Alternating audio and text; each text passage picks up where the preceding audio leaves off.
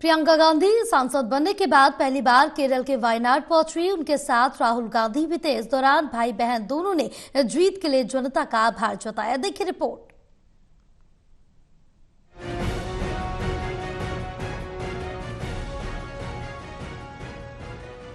प्रियंका गांधी सांसद बनने के बाद आज पहली बार केरल के वायनाड पहुंची। उनके साथ राहुल गांधी भी मौजूद रहे। राहुल ने यहां रैली को संबोधित करते हुए एक बार फिर अडानी का मुद्दा उठाया। राहुल ने कहा कि संविधान कहता है कि सभी लोगों के साथ समान व्यवहार किया जाना चाहिए। प्रधानमंत्री मोदी कहते हैं कि अडानी के साथ हर दूसरे भारतीय से अलग व्यवहार किया जाएगा। प्रधानमंत्री कहते हैं भले अमेरिका में केस चले, भारत में हम उन पर केस दर्ज नहीं करेंगे। राहुल के अलावा प्रियंका ने भी रैली को संबोधित किया। प्रियंका ने मलप्पुरम में भी रैली की। वहां उन्होंने कहा कि पिछले एक हफ्ते से संसद नहीं चल रही क्योंकि वे यानी कि केंद्र सरकार कुछ मुद्दों पर चर्चा करने से भी डरते हैं। वे इस देश की सारी शक्ति और संसाधन अपने दोस्तों को दे देते हैं। केरल के वायनाड लोकसभा उपचुनाव में प्रियंका गांधी को जीत मिली थी। राहुल गांधी के वायनाड सीट छोड़ने पर यहां उपचुनाव हुए थे।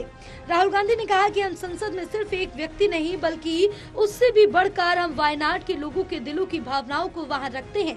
वायनाड के लोगों ने हम पर भरोसा किया और माना कि हम भारत की संसद में उनकी भावनाओं का प्रतिनिधित्व करते हैं। जब मैं वायनाड में किसी बच्चे को देखता हूँ तो मुझे याद आता है कि उसके माता पिता ने मुझे लोकसभा में भेजा है और उनकी देखभाल करना मेरी जिम्मेदारी है। अगर मैं उनके चेहरों पर मुस्कान ला सकता तो मुझे तुरंत ऐसा करना चाहिए। We have to realize that of course we are individuals and Priyanka is an individual and Rahul is an individual taking the oath. More than an individual, we are a feeling in the heart of the people of Wayanad.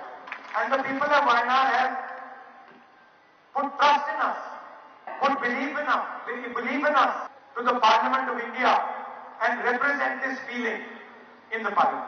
So the most important thing for us is that we are representing the feeling that has sent us there.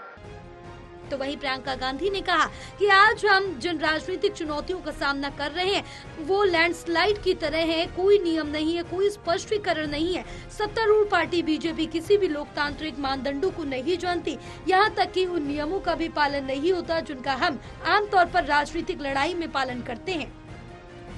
National desk report, total news.